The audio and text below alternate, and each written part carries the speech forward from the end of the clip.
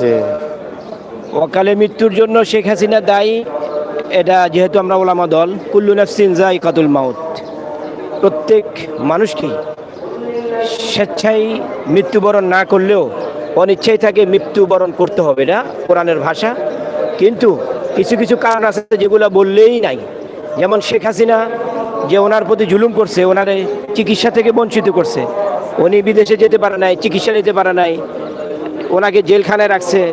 তারপরে জেলখানায় যে পরিবেশে রাখছে, উনি একজন তিনবারের প্রধানমন্ত্রী ছিলেন, ওনার যেটা প্রাপ্য সেটা উনি পায় নাই বিদায়।